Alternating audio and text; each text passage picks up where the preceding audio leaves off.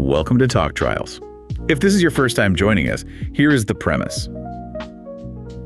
We don't just read the headlines or skim the surface of the law. No, not at all. We take the foundational legal doctrines, the nuts and bolts that actually hold the justice system together, and we take them apart to see how they work. We really do. We look at the history, the conflicts, the logic, and, quite often the lack thereof behind the rules that govern all of our lives. And today we are tackling a concept that, on paper, sounds incredibly dry. I mean, it sounds like the kind of thing that makes people's eyes glaze over at a dinner party. It really does.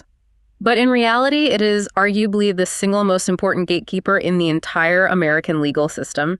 We are talking about the case or controversy requirement of Article 3 of the Constitution. Right. And you almost certainly know it by its more common name, standing. Standing is one of those words that you hear on the news every time there is a major Supreme Court case. You hear pundits asking, do they even have standing to bring this lawsuit? All the time. But we rarely stop to define what that actually means. To the average person, it just sounds like, do you have a good reason to be here? But it is so much more complicated than that. It is. It's the bouncer at the club. I mean, the rules for getting past that velvet rope determine everything else about our democracy. And to give you a sense of the scale of this topic, I want to start with a quote from Chief Justice Earl Warren. Okay. He famously described the words case and controversy, which appear in the Constitution, as having an iceberg quality. An iceberg quality, meaning they look small, but they'll sink the ship. Exactly. That's the perfect way to put it. He said they possess a surface simplicity, but beneath that surface, they conceal submerged complexities, which go to the very heart of our constitutional form of government. Wow. And that is the mission today. We are going to look beneath the surface. We need to understand the doctrine of standing, or locus standi if you want to be formal about it. Okay, let's unpack this immediately. At its absolute simplest, standing is the condition that a party seeking a legal remedy must show they have a sufficient connection to the harm they're complaining about. Right. Basically, you can't just walk into court because you're angry about a law. You have to show that the law hurt you. Hurt to you specifically. Right.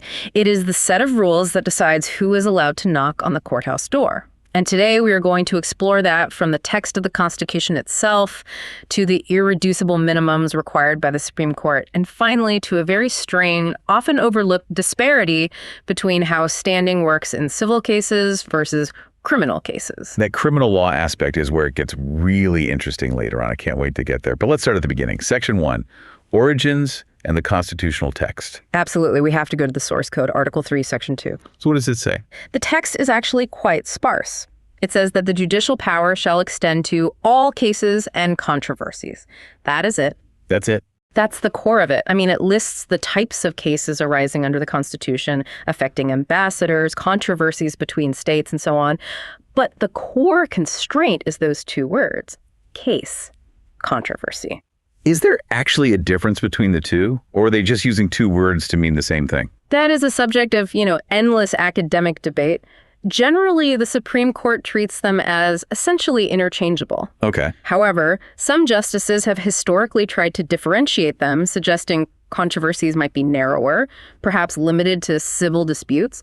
But for our purposes, and for the purpose of modern standing doctrine, they function together to limit what federal courts can do. How so? They tell the federal courts, you are not a debating society. You are not a council of elders here to give wisdom. You are here to resolve fights, real fights. Chief Justice Charles Evans Hughes took a swing at defining this, didn't he? He said a controversy must be appropriate for judicial determination. He did. Which sounds a bit circular, doesn't it? A controversy is something a court can decide, and a court can decide something if it's a controversy. It does sound circular, but he was trying to draw a line in the sand.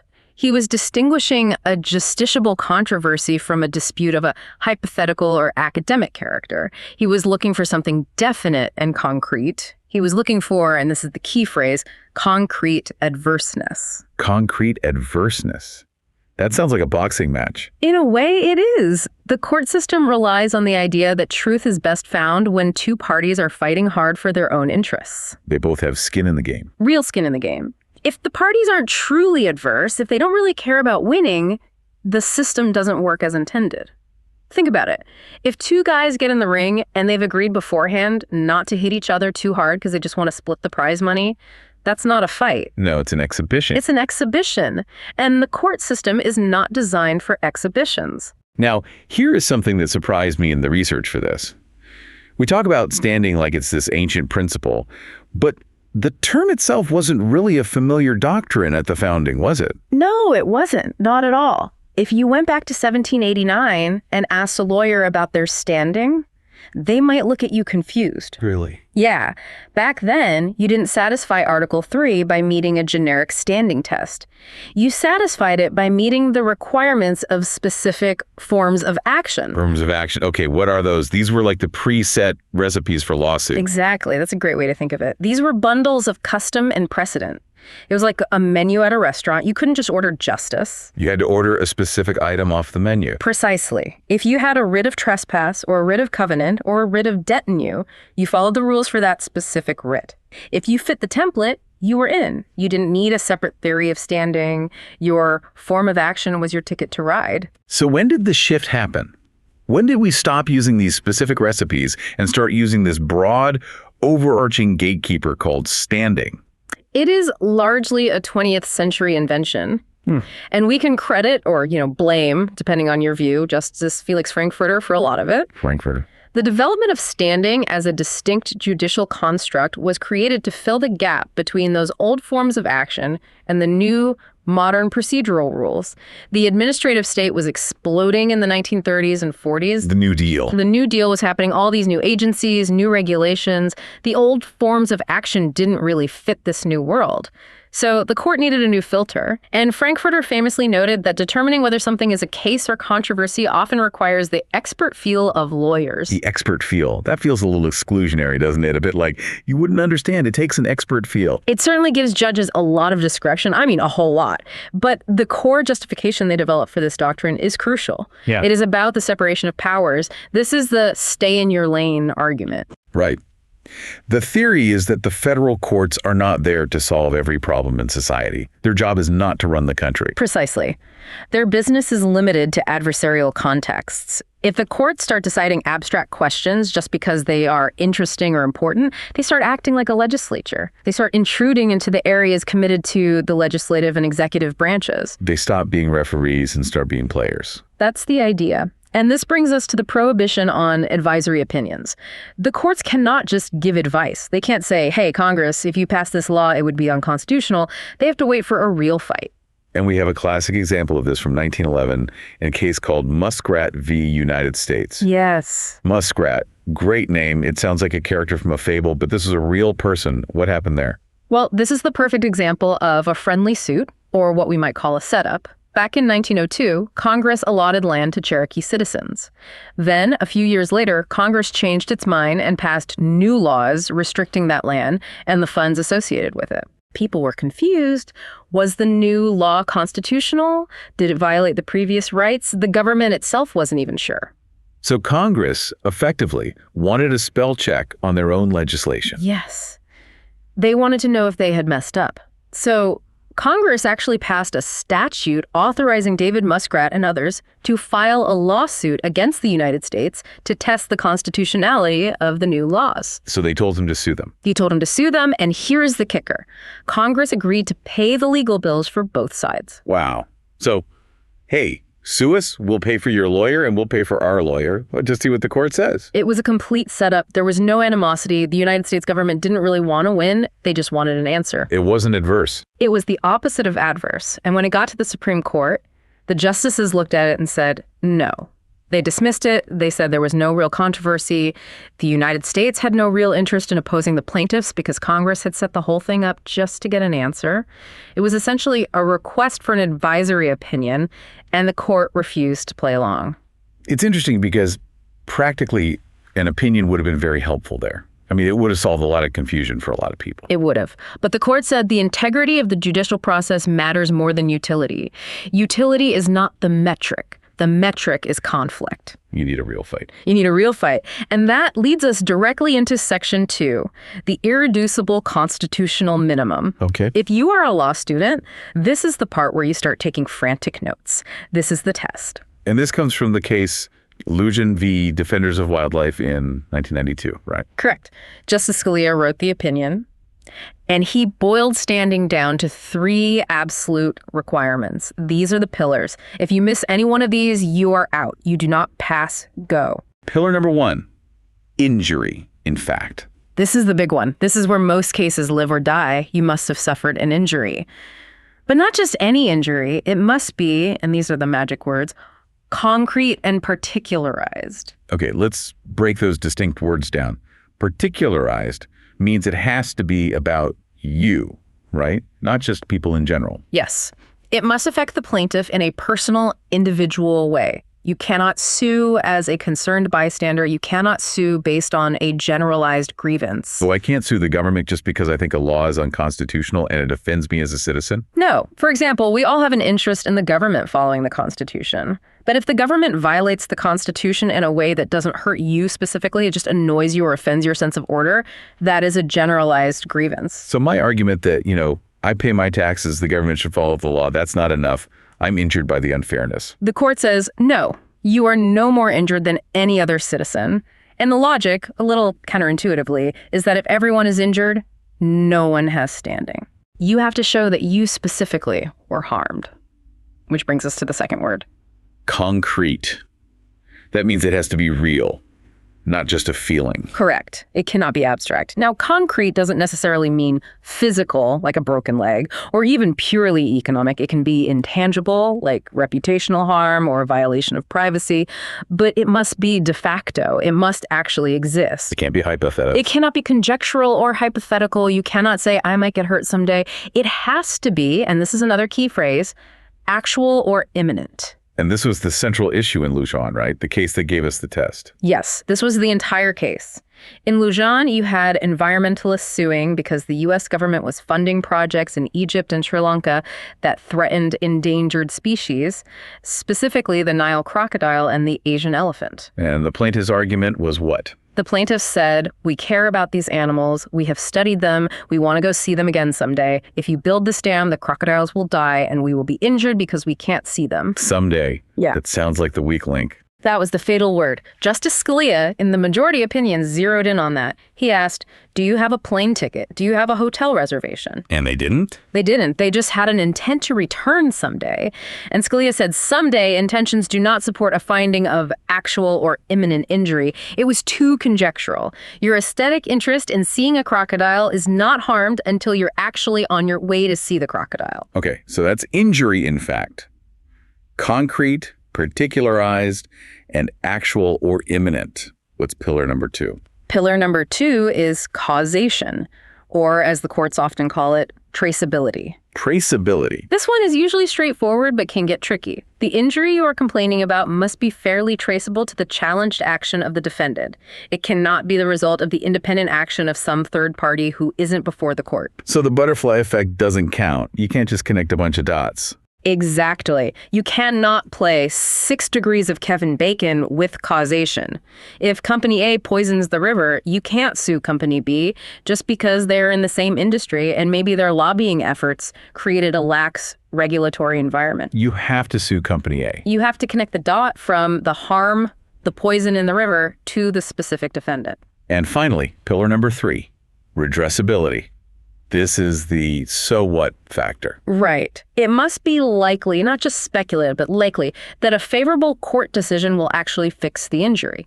If the court strikes down the law, does your problem go away? So if I'm suing the government because they aren't regulating pollution enough, and I claim my injury is that I'm breathing dirty air from a nearby factory. Okay. But even if I win and the court orders them to regulate that factory, there are 10 other factories and the wind blows from another country and the pollution will still be there. Do I lose on redressability? You might. The defense would argue that even if you get everything you want from the court, your injury-breathing dirty air won't be redressed. If the court's order won't actually solve your problem, the court shouldn't take the case. It would just be an advisory opinion at that point. Just a symbolic victory. Exactly. And the court has been very clear. Psychic satisfaction is not redress. Just seeing the law obeyed or feeling vindicated that you were right is not enough. The remedy must tangibly address the injury. Now, here is a nuance that connects to what we were looking at in our research on multi-plaintiff litigation. What happens when you have a class action lawsuit? You have one named plaintiff, but you represent thousands of people. Does everyone need to have standing? This is a massive point of contention in the federal courts right now, known as the one-plaintiff rule, and it's a huge mess. There has been a lot of confusion over whether all plaintiffs must have standing or if just one representative is enough to keep the case alive. And there's a circuit split on this. A deep circuit split on this regarding class certification. Okay, let's create a hypothetical to make this clear. Say I represent a class of 1,000 people who bought a toaster. I say the toaster is defective and can catch fire. I, the lead plaintiff, definitely have a broken, burnt-out toaster. My injury is clear. Right. You have standing, no question. But maybe the other 999 people in my proposed class haven't even taken their toaster out of the box yet. Maybe their toasters are fine. The defense would argue that since the other 999 people haven't proven their toasters are broken, they have no standing, so the class cannot be certified. You can sue for yourself, but you can't represent them. And the plaintiff's argument would be what? The plaintiffs argue, look, as long as Mr. Host Speaker has standing, we have a case, the courthouse door is open, we can figure out the damages for everyone else later on in the process. And different courts are ruling differently on this. Completely differently. Some courts, like the Seventh Circuit, have said every single class member needs to show they have standing, that they were injured. Others, like the Ninth Circuit, say as long as the class representative has standing, the case can proceed. It's a messy area because it clashes with that expert feel we talked about. It creates a lot of forum shopping for these big class action cases. It seems like the courts are constantly trying to tighten the valves on this. Right. Which brings us to Section 3. Prudential limitations and justiciability doctrines. Right. And these aren't necessarily in the Constitution, right? These are rules the judges made up to be prudent. Exactly. Everything we just discussed, injury, causation, regressibility, that is the irreducible minimum of Article 3. That is constitutional. Congress can't pass a law to get rid of it. But they can get rid of these. But prudential limitations are rules the court imposed on itself for good governance. And because the court made them up, Congress can override them via statute if they want to. Give us the highlights of these prudential rules. First, and probably the most common, is the rule against third-party standing. Generally, you cannot assert the rights of others. You can't go to court because your neighbor's rights were violated. Even if I'm really, really mad about it on their behalf? Even if you are furious, your neighbor has to sue. Now, there are exceptions. If there's a close relationship, like a doctor suing on behalf of a patient who seeks an abortion, courts often allow it because the patient faces obstacles to suing themselves. But the default rule is fight your own battles. Okay, weigh us. Then there's the zone of interest test. This is a statutory check the court asks. Is the interest you're trying to protect arguably within the zone of interest that this particular law was designed to protect?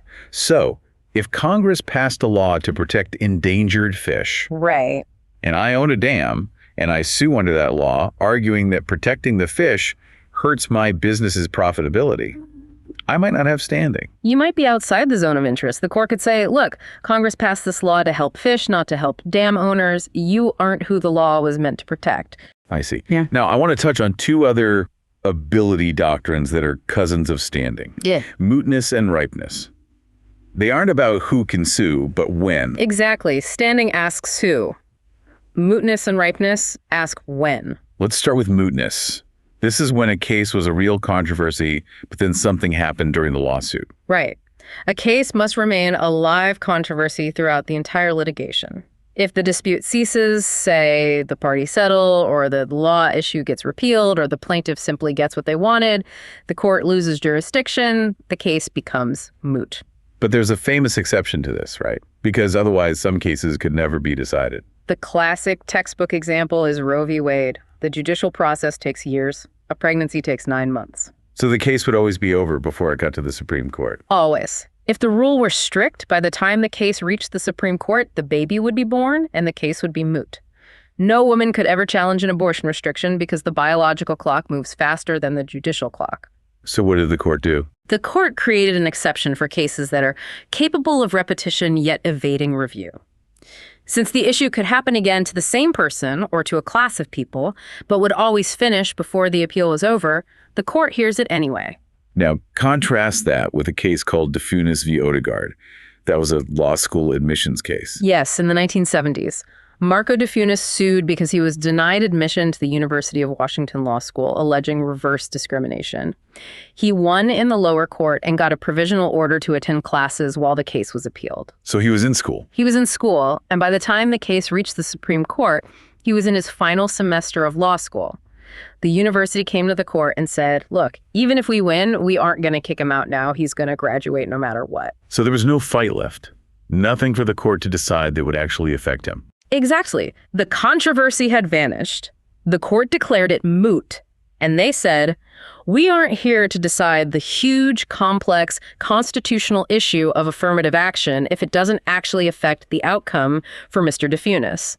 It is a way for the court to practice judicial restraint and avoid deciding big issues if they don't absolutely have to. Okay, so that's mootness coming to court too late. Then there is ripeness. This is the opposite problem. This is coming to court too early.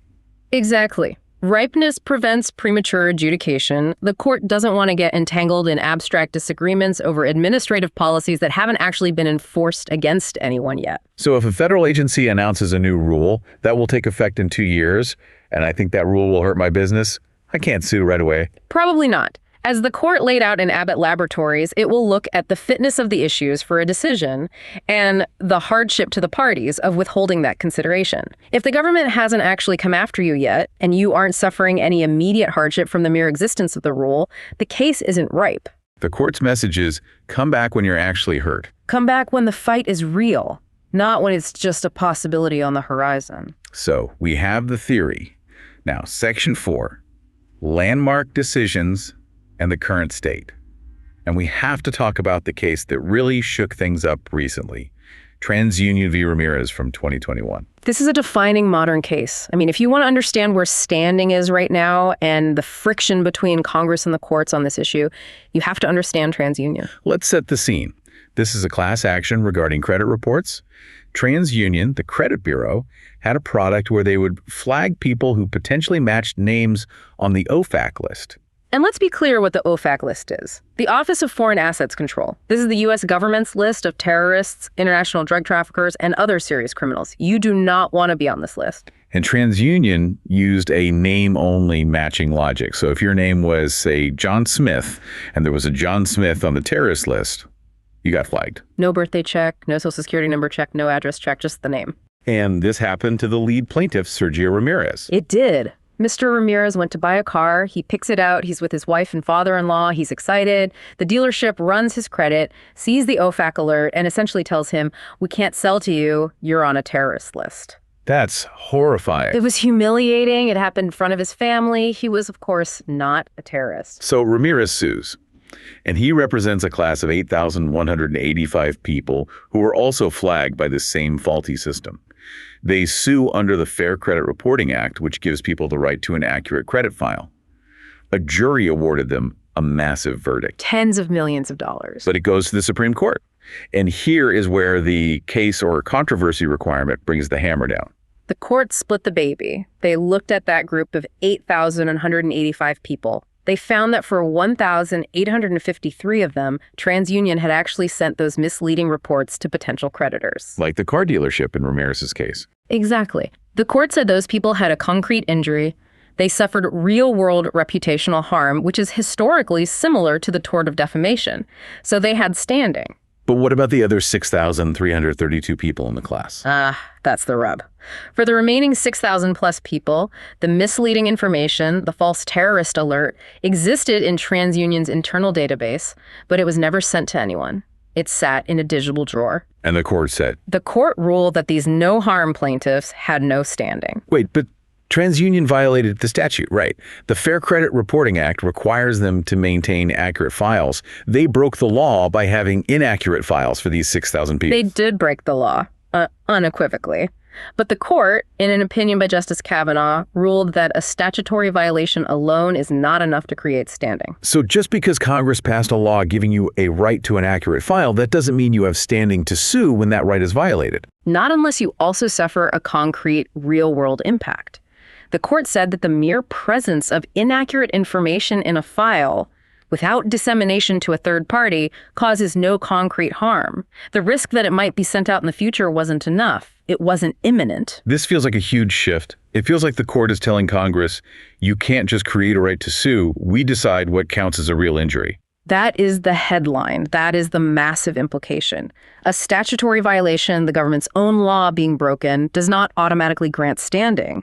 This creates a significant separation of powers friction. Congress tried to give these people a remedy, and the court said, sorry, Congress, you can't bypass Article 3, no concrete harm, no foul. And this brings us to the dissent, written by Justice Thomas.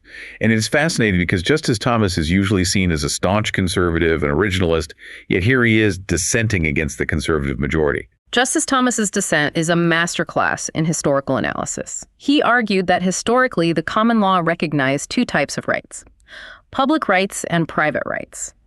For public rights, like clean air or the government obeying the law generally, you needed to show special damage to sue. Okay. But for private rights, rights belonging to an individual, like property rights or rights against defamation courts, historically allowed lawsuits without requiring proof of any extra damage.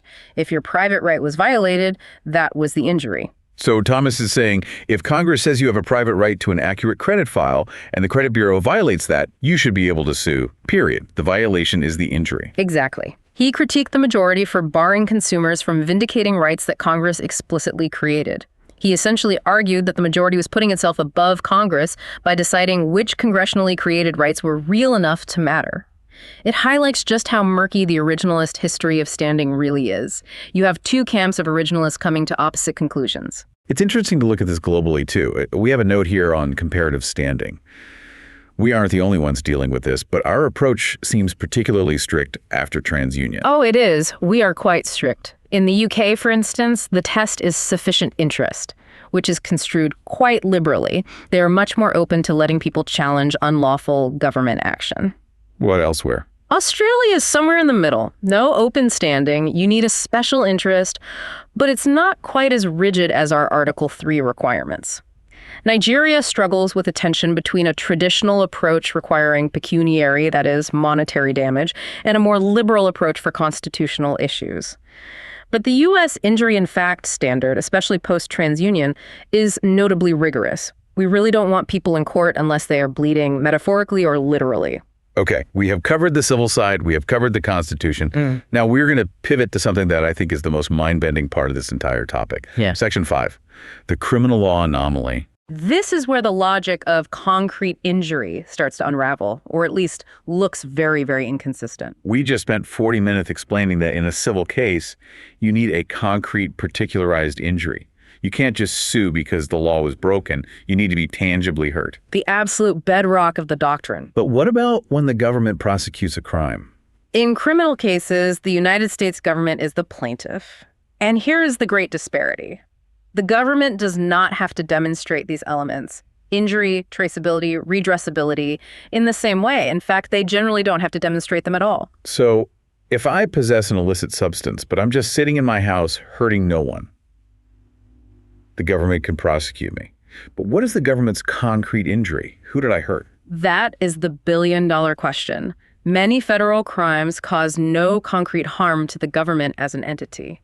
We have examples in the federal code that are quite obscure, almost comical. For instance, it is a federal crime to sell canned cream corn with too many black kernels. Seriously, you're not making that up. I am not making that up. It's a violation of FDA regulations. Or the classic example, tearing the tag off a mattress that says, "Do not remove under penalty of law." If you violate those regulations, the government can prosecute you. But has the United States government suffered a concrete and particularized injury because there were 11 black kernels in your corn instead of 10? Under the TransUnion standard, absolutely not. The government suffered no economic loss, no reputational harm, no physical damage. But under criminal standing, it's automatic. And think about attempt crimes. This is a great example from our source material. Yes, this is a perfect illustration. Consider an attempt crime. Suppose someone poisons a water supply on federal land, but the police catch them immediately. They filter the water. Nobody drinks it. Nobody gets sick. In a civil context, TransUnion tells us that a risk of future harm is not enough for standing. If nobody drank the water, nobody was hurt. A private citizen couldn't sue the poisoner for damages. But in criminal law, Creating that risk, the attempt itself, is immediately actionable. The government has standing to prosecute, even though no concrete harm actually occurred. So the government plays by a completely different set of rules. Completely different. And it goes to redressability, too. Remember, in a civil case, the remedy must make you whole. But imprisonment, putting someone in a cage, doesn't make the government whole. It doesn't put money back in the treasury. It doesn't undo the crime. It punishes. Civil suits compensate. Criminal suits punish. Exactly. The logic of Article 3 standing, as it's applied to private citizens, simply doesn't fit the criminal justice system. It's like trying to fit a square peg in a round hole. So how do they justify it? What is the legal argument for why the government gets this free pass on standing? The justification is something called the sovereignty argument. The theory is that the injury is the violation of the United States sovereignty. When you break the law, you have injured the sovereign authority of the state to maintain order. But wait a minute, let's go back to TransUnion. When TransUnion violated the Fair Credit Reporting Act, didn't they also violate the sovereign authority of the state? They broke a law passed by Congress. They absolutely did. So why does the government get to say, my sovereignty is hurt, and get automatic entry to the courthouse? But if I, a citizen, say, my statutory right created by that same sovereignty was violated, the court says, not concrete enough, show me the damage. That is the core critique. Sovereignty is an abstract concept. It's the ultimate generalized grievance. If violation of the law is an injury to the state, why isn't violation of a statutory right an injury to a citizen? The court rejected that exact logic for citizens in TransUnion justice. Kavanaugh explicitly said a statutory violation isn't enough, but accepts it implicitly for the government every single day in every criminal court in the country. And this isn't just a philosophical problem. This disparity has real-world consequences, doesn't it? Massive consequences. It leads to what scholars call the devaluation of rights. Individual civil rights are harder to enforce than government interests. It creates a monopoly on justice, where the government is the only entity capable of effectively enforcing huge swaths of the law. And it drives over criminalization. This is the most insidious part. Because civil standing is hard, you have to prove concrete harm, and criminal standing is automatic. Congress is incentivized to regulate via criminal law. It's just easier. Can you give me an example of how that choice plays out for Congress? Sure. Imagine Congress wants to stop drunk driving on federal land, like in a national park. They could try to create a private civil cause of action letting you, a hiker, sue a drunk driver. Okay. But if the driver is just swerving and hasn't actually hit you, you have no injury. You can't sue. You were scared. But fear isn't a concrete injury. The civil law is weak because of standing. I have to wait until I'm actually run over. Yeah, you have to wait until you're run over. But if Congress makes drunk driving a crime, the government can arrest the driver just for the risk they create. It is far easier to ban conduct criminally than to create a civil solution that can get past the Standing Doctrine. So, Congress creates more and more crimes. Over 5,000 federal statutes now carry criminal penalties because it is the path of least resistance to enforce regulations. That is slightly terrifying. Mm-hmm. It suggests that the procedural rules of the court are actually driving the expansion of the police state. It's just exactly that. By making the civil courthouse door heavy and hard to open for individuals and leaving the criminal courthouse door wide open for the government, we channel regulation into punishment rather than compensation. Okay, we need to take a step back and look at the big picture. This is Section 6, the 10th chair. This is where we offer our reasoned assessment of the doctrine's current state. The 10th chair refers to the idea that there are 9 justices, but we are sitting in that hypothetical 10th seat looking at the doctrine as a whole. We have this tension between the historical forms of action and the modern injury test. It really feels like the shift to injury, in fact, as well-intentioned as it may have been, has actually confused things. It has. The shift from looking at legal rights, did the defendant break a law that was meant to protect me, to factual injury, did I lose money or bleed, has created a mess, especially with intangible harms like privacy and data breaches. Right. In the digital age, harms often don't look like physical injuries from the 18th century. When your personal data is stolen, you don't bleed, but you are absolutely injured. The current injury test struggles with that. The expert field Justice Frankfurter talked about seems to be losing its touch. It seems increasingly out of step with modern reality. And then there is the separation of powers irony. We are told over and over that standing is about separation of powers. It's about limiting the judiciary so they don't become too powerful and encroach on the other branches. That's the justification, yes. But by allowing the executive branch, the prosecutors, unfettered automatic standing in criminal cases while severely restricting individuals in civil cases, are we actually imbalancing the powers? We are tilting the playing field heavily in favor of the state. It doesn't feel like a balance of power. It feels like a hierarchy, with the government's interests placed far above the individual's rights. I think that's a very fair critique. It does seem like the current doctrine inadvertently encourages what some have called the pathological politics of criminal law. If criminal law is the only tool that works easily because of these procedural hurdles, that's the tool Congress will use. And what all you have is a hammer. Everything looks like a crime. Here is a final provocative thought for our listeners to mull over. If the irreducible constitutional minimum, that injury in fact requirement, is truly constitutional, if it's really baked into the text of Article 3, why does it vanish when the plaintiff is the government? That is the question. That is the fundamental inconsistency. If we apply the logic of TransUnion, the strict requirement for concrete harm to criminal law, would the government lose standing to prosecute attempt crimes where no physical harm occurred? Would they lose standing to prosecute regulatory violations where no one was hurt? If you apply the logic consistently, the answer would have to be yes. If the Constitution means what the court says it means for Sergio Ramirez, shouldn't it mean the same thing for the Department of Justice? A fascinating and, frankly, disturbing double standard to leave you with. And, as always, we must include our standard disclaimer. This commentary is for informational and discussion purposes only and does not constitute legal advice.